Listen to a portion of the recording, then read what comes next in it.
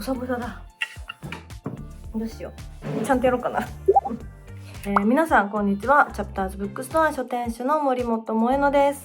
私は今パリにおります。パリで1ヶ月間かな、こっちからリモートワークをしようと思っており、お仕事とあとはフランス語をね本格的に始めたいなと思ったので、フランス語のレッスンと詰め込んで今日々生活をしています。パリこの4月すっごいお天気が良くて、もう本当に外に出たくなります。なんだけどね、すごい窓がここしかないんですよここで今日の空を確認して、今日暖かそうだなとかなんとかとか見て出かけるんですけど、あとは本もいっぱい持ってきてますね。今ちょっと待って、持ってくるね。ルルルルンと持ってきました。本が溢れちゃう。よいしょ。こんな感じで本持ってきました今回。はい、やっぱね毎回言うんですけど、ちょっとわけのわからない言葉の国に来ると本当に自分の国の言葉がびっくりするぐらいジジジジジっていう無線の中でそこだけスイッチがあって、いきなり声が聞こえてくるようなチャンネルがぴったり合った感覚があって、私は本当にもう海外で本を読むのが大好きです。でもだからって言って日本語の本ばっか読んで日本語でもの考えたりわーってしてると、せっかくねフランスにいるのにいろんな文化に触れられないので、やっぱりねフランス何回も行き来してたら喋りたくなってきちゃって、今練習してます。フランス語超下手なの。下手すぎてもう面白いし可愛すぎる。なんか自分の喋れなさが。でこうやって毎日一文日記みたいなのをね書いて、あと友達と飲みに行ったりするときノートと紙を横に置いて、ちょっと聞こえてきたものとかをわーっと書いて、家帰って単語は何だったんだどうだったんだとかをフランス語の先生に聞いたりして学んでます。ちょっと今回長くいるんで撮れるだけ Vlog チックに撮りたいなと思います。本の紹介もできたらいいな。はい、行ってみよう。それではここからはパリの街の雑音がものすごかったので、私の副音声でお届けしたいと思います。4月のパリ本当に天気が良くて、この日も影がくっきりと出ていました。仕事の合間にコーヒーを買いに出てきた時かな、こんな感じでコーヒーはちょこちょこ気分転換に買いに出て日光を浴びるようにしております。はい、で仕事終わりは大抵近くのカフェに出かけて本を読みます。テラスがね一斉に4月は出るので、フランス人の仕事終わりの人たちでとってもにぎわっています。私もビールをいただきながら本を読みます。この時読んでいたのが星尾早苗さんの銀河ホテルの居候を読んでますね。はい、私星尾早苗さんとっても好きです。この日はフランス語のレッスンですね。フランス語はよく行くカフェで1対1で、先生と時間を合わせて教わっています。もうね普段使わない頭を使うので毎日ヘトヘトです。で頑張ってたら隣にいたフランス人のおじいさんからうさぎの折り紙をもらいました。でなんかカフェに皆さん本当に朝から晩までいて、でこれ午前中なのにカウンターでおじいさんたちショットしてるんですよ。もうその風景にびっくりして、パリってなんか孤独が日本より少ないんじゃないかなっていう、みんなの居場所がいろんなところにあって、そういう風景を見ながらよく感じます。でお家に帰ってきてからは、自習をします。で自分のね自習の応援団と称して、この間北海道の旭川で買った恐竜の置物を持ってきて組み立ててみました。可愛いですよね。もう私恐竜大好きなので励ましてもらってます。可愛い本当に。で勉強は文庫本を絵本に持ち替えて単語一つ一つ勉強しています。この本はフランス語の先生からもらったので、もう本当に大切にこれからも読んでいきたいなと思ってます。いつも文庫持ってるのでこの大きさがすごい気持ちよくて、絵本久しぶりにいいなと思ってます。頑張ります。はい、この日はまたお勉強ですね。フランス語の勉強はもうチャット GPT フル活用です。毎日日記をフランス語に翻訳してもらって、でそれを自分でこうやってね書いて、で読んでまた書いて、で分からなかったところはチャット GPT に聞いてっていう形で深掘りしてます。本当にいい先生です、チャット GPT。ただ発音がちょっとアメリカなまりなのかな。なのでこの書いたメモを友達に会う時カフェとかによく持ってって読んでもらって、それを私がこう復唱したりとか、発音は友達に結構頼んで、あとフランス語の先生に頼んで、やっております。フランス語本当難しいんですけど、特に私がよく使う単語、書店はライブラリー、図書館はビブリオテックって言うんですよ。でこの2つ本当よく使うのになんかこんがらがっちゃって、本当難しいですけど、普段使わない頭を使うのは楽しいなと。でこの日もカフェやってきました。フランス本当に可愛いカフェいっぱいあります。ここは韓国系のオーナーがやってるカフェだったのかな。韓国語のメニューがありました。でこの日読み進めている作品は辻村美月さんの太陽の座る場所ですね。これは同窓会を舞台にした青春ミステリーなのかな。面白くって一気読みだったんですけど、ちょっと結末追いつけなくて、私のこのミステリー偏差値の低さが露呈した読書体験でした。でまた別の日、この日はオペラという地区に行って友達とランチに出かけてます。プランタンって有名なデパートなんですけど、春って意味なんですよね。だからこの時期ぴったりだなと思いました。でアジアンフュージョンのレストランかな行って、私はポキで友達は親子丼か頼んでます。友達が財布忘れてきたんで、これね私がご馳走してあげました。店内とっても活気あって、ここちょっとお手頃でしたね。はい。でこれがオペラ座ですね。オペラ座の前のバス停でバスを待っているところです。もう本当に天気いいですね。これもなんか喋ってますが風が強くて聞こえなかった。バス待ってますとか言ってんのかな。で目的地に着いて、ここからまたフランス語のレッスンに行っていくところです。でレッスン終わってヘトヘトの中、友達とバーでこういう感じでね、日々書いてる私の日記を読みながらみんなにああだこうだ教えてもらっています。この日は朝ですね。はい、10時半です。日本とパリは7時間の時差があるので、この時間で日本の5時過ぎぐらいからかな、ミーティングをしてます。朝ごはんヨーグルトと、ベリーを食べて、この日はね畑野智美さんの水槽の中を、昨晩から読み始めて気になってしょうがないっていう様子です。でミーティングが始まりました。本当に私のこのリモートワークを実現させてくれているのはスタッフの協力のおかげでしかなく、もう大感謝です。普段のミーティングよりもやっぱりねコミュニケーションを取れる時間は限られるので、かなり集中していろんなことを決めていってます。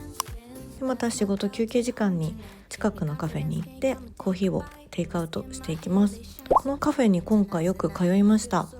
同じカフェに通うと店員さんがね会話の練習に付き合ってくれたりとか、元気とか言ってくれるので、私にとっては日々のちっちゃなドキドキです。なんかちょっと喋れてもね言ってることが分かんないんですよね。フランス語まだ実践には程遠いなということを思いながら、また仕事に戻っていきます。この日も出せるだけ指示を出すみたいなことですね。あとできることは自分でやっていくと、役割分担がリモートワークの秘訣かなと思います。でまたお仕事終わって、もう読みたくてしょうがなかった水槽の中の続きをねカフェで読んでいきます。でこの日だーっと読み切ったのかな。すごい良かったんですよ。これ高校2年生の学生生活の1年間のお話で、男女の4人組が友情と恋愛感情の間で揺れ動いていくんですよね。体育祭で怪我して大騒ぎしたりとか、文化祭の準備で気になる人と急接近したりとか、なんかもうね、あとファーストキスのシーンとかあるんですけども、これちょっと私の思い出にしていいですかってぐらい良くて、青春小説読むと最近自分の思い出をね塗り替えちゃうんですよね。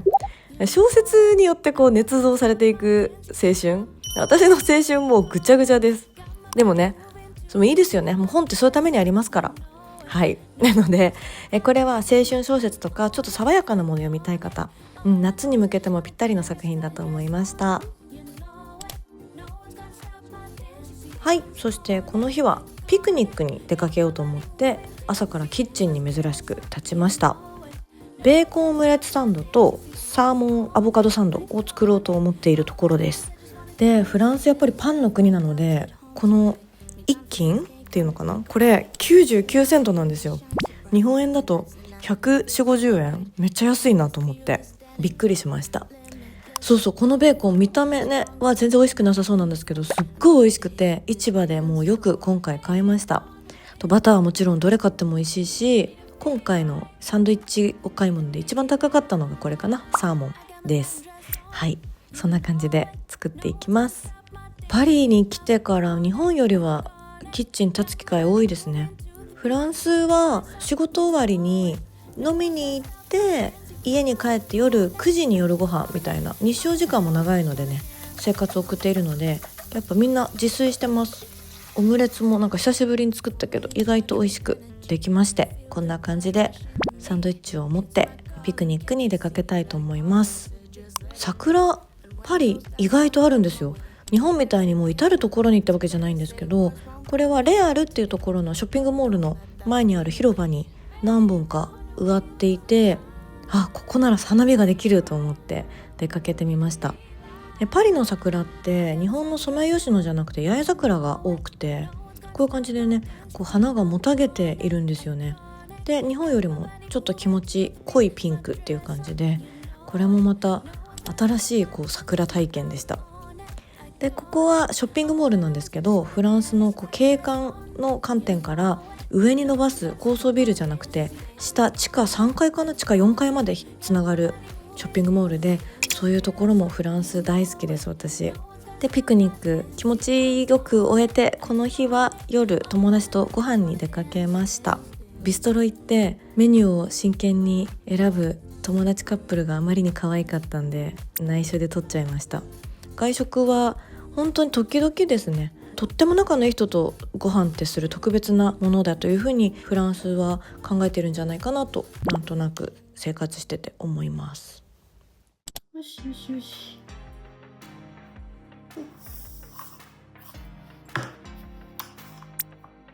今日は、今お仕事をちょっと早めに終えました。で、ちょっと特別なイベントに行こうと思ってドキドキしてます。でね、そのイベントっていうのがオフラインクラブというイベントになります。これスワップスクリーンタイムフォビアタイムって、こうスマホのスクリーン見る時間をリアルな時間と交換しようっていうコンセプトで、みんなで編み物したり集まって本を読んだり、あとおしゃべりしたり、スマホを置いてとにかくこうみんなでソーシャライズをしようっていうイベントになってます。で、これのブッククラブにいつか参加してみたくって、これね、アムステルダムで多分始まったんですけど、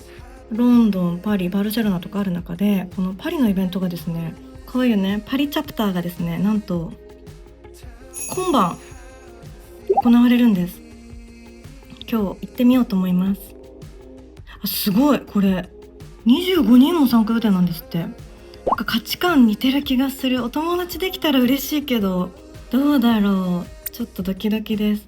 で、このエントランスがスタンダードだと 9.5 ユーロなので、1600円ぐらいかな。で、あとドリンクとかみんなそれぞれおのおの買ってねと。で、5時半から6時の間に入って15分ぐらいみんな自分の好きな時間をおのおの本読んで過ごしてねと。で、その後タイムトゥーコネクト、ソーシャライズしてもいいししなくてもいいよというゆるっとしたイベントになってます。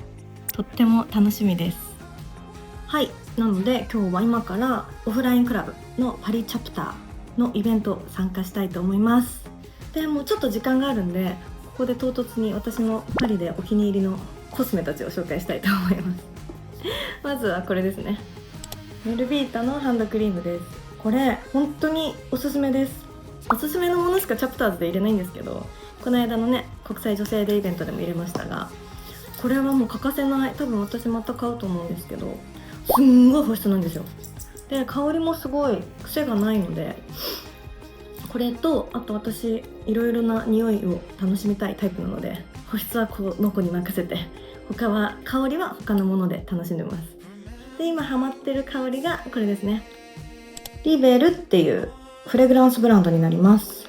これね、パッケージも可愛いんですけど、アートブックっていう香水があるんです。めっちゃ可愛くないですか？これに一目惚れして、もう本当に香りを嗅ぐ前から購入決定してたんですけど、香りは割と男の子っぽいというかかっこいい香りです。ウッディですごい落ち着くんで、私は読書するときは結構強めに香水つけると香るんで、私よくつけるんですけど、これもまだ1ヶ月経ってないのにいっぱい使っちゃいました。アートブック今のお気に入りです。はい、これね、韓国で、日本にももうすぐ上陸するらしいんですけど、韓国ではギフトとしてすごい人気みたいです。これね、可愛いのよね、本当に。箱ごと運んでます。おすすめで、もう一個今回よく買ってるのがこれですね。このブランド、ワイコンっていうイタリアのブランドになります。これフランスのブランドかなと思ったらイタリアのブランドだったんですけど、とってもねお買い得なのに、ラインナップとか成分、これセラムなんですけど、セラムも10種類ぐらいあって、ビタミンブースターか、これを友達に買いました。いいなと思って。でこれがすごい良くて、フェイスミスト、なんかちょっと人工カミレオンっぽい匂いするんですけど、テンション上がる、なんか可愛い匂いします。フルーツの。パリは本当にメイクほとんどしないので、口紅と眉毛ぐらいかな。なのでお肌の乾燥だけケアしていて、これとあとはワセリンを塗って生きてます。だから時々ね、自分を見ると髪も顔もぐっちゃぐちゃでびっくりするんですけど、今日はまあまあ綺麗かなはい、ということで、日本でやりたいメイクやファッションとパリでやりたいファッションとメイク全然違って、どっちも好きです。でパリはもっとどんどんそぎ落としていくナチュラルな感じが気分になりますね、いつも。で今日はフランス人たちと一緒に本を読むので、オフラインブッククラブ楽しみです。オフラインブッククラブっていうからにはやっぱり多分イベントの様子撮れないと思うんで、イベント楽しかったら報告します。楽しくなかったらどうしよう、ちょっと緊張するけど。で私が持っていく本はチャプターズの過去選書の本で、再読したい本を今回持ってきているので、その本を持っていこうと思います。パリでチャプターズのブックカバーで本読んで、なんかそれどこの本屋さんとか聞かれたらどうしようと思う。楽しい期待を裏切られないように期待しないで行ってきますね。なんかイベントとか行くのいつもこういう気持ちですよね。期待しないで行こうって思う気持ちと、でもなんか期待しちゃう自分がいて、そこのドキドキですけど、そんな時でもね、ただ本読むだけですから、楽しくないなんてことないから。ただちょっと人と一緒に本を読むなんていう経験はあんまりないので、ちょっと楽しんでいきたいと思います。行ってきます。おはようございます。もうお昼前なんですけど、今からお友達と、韓国料理、韓国フレンチのフュージョンかなにランチに行きます。で昨日のオフラインクラブの話をしたくて、これちょっと立ち止まろうかな。めっちゃ楽しかったんですよ。なんかみんなフランス人はもちろん多いんですけど、運営は英語だったから私も参加しやすくて、着いたらまずみんな携帯をね、こうスマホのホテルみたいなところに置いて、でおのおの本を読んで、でも無言なんだけど誰もスマホ持ってないから、ちょっと読書飽きてきちゃってもスマホカチャカチャやってたり電話したりしてる人いないんですよ。横を見たら編み物、横を見たら日記書いたり本読んだり、いろんな人がいて本当にすごい気持ちよくて、じゃあ私ももうちょっと読書しようみたいな感じで、読書もはかどるし、全員がスマホ使ってない空間ってそれだけなのにこんなに気持ちいいんだっていう、めちゃくちゃ発見がありました。で1時間本読んだり、みんな自分のことをやった後はコネクティングタイムでそれぞれちょっとおしゃべりしたりするんですけど、その時もトークテーマみたいなのが設けられてて、私の席はみんなカードランダムに引くんですけど、あなたのデジタルライフ今と子供の頃比べてどうでしたかみたいな、それもねオフラインに多分紐づいたお話のトピックだったんですけど、でみんな SNS ができてああだこうだみたいな話とか、私のお隣は50代の女性だったので、全然世代も違うねとか言いながら盛り上がって、で日本の小説私大好きで、コーヒーが冷めないうちにが大好きでみたいな話とかで盛り上がって、もうなんか日本と一緒だ、やっぱり共通点があるとこんなにもっと楽しいんだと思って感動したイベントでした。気になった人いたらちょっとオフラインクラブのインスタグラム見てみてください。東京でもやってほしいなと思って、私ホストやろうかあとちょっとフランス生活楽しみつつ、お仕事もちょっと溜まってきちゃったんでいろいろ頑張ろうかなと思います。これで撮ろうかな。おはようございます。今日はもう帰国も間近ということで、ちょっと一つ自分へのご褒美に行きたいところがあったので行ってみたいと思います。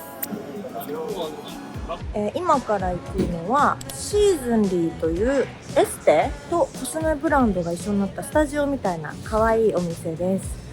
このブランドはマイルトルボックスの創設者であるファニー・ペショダさんが立ち上げた新しいブラ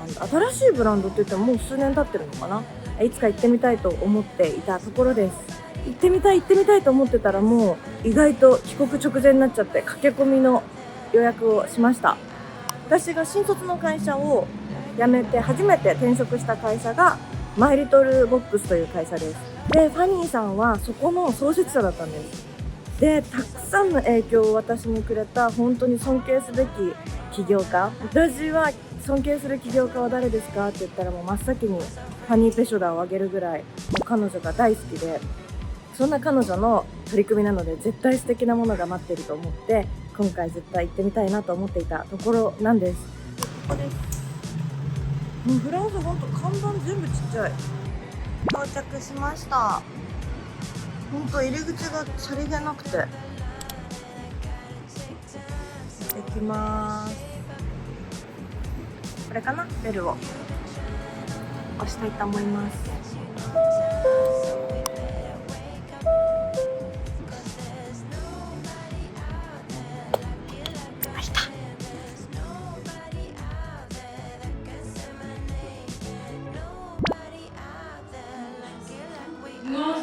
店内可愛いんでちょっとお見せします。すごい開放感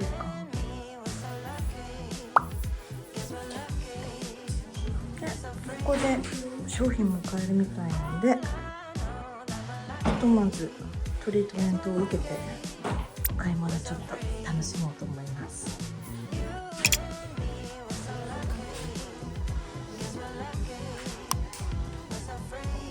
ここで靴を脱ぐみたいです。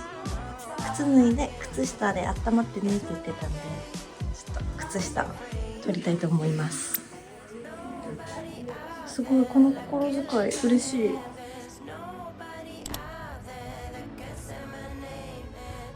今終わりました。もう至福すぎました。全部オールハンドでめちゃくちゃ気持ちよかったです。大満足です。さすがファニーさん。たらーちゃっかりお土産もセラムとクレンジングとあとアイクリームかなを買ってしまいましたが、なんか血行も良くなった気がする。肌がすごい血が巡ってる感じがして、でマッサージ肩とかこの辺までしてくれて、肩こりとかもだいぶなんかちょっと楽になった気がする。姿勢がちょっとシャンとします。ちなみに今私のバッグには加納さんのカーテンコールという本が入っています。今ね第1章だけ読み切ったんですけど、なんか良さそうで、ハリー最後の読書かな。これでねほんと持ってきた積んどくだいぶ解消したんで、これ最後読みたいと思います。ということでパリ Vlog こんな感じかな。今回もすごい素敵なワーケーションでした。日本帰ってまたお仕事頑張って、でまたパリ来てこのね行き来を私のライフスタイルにできたらいいなと思います。ではまた次の動画で会いましょう。失礼します。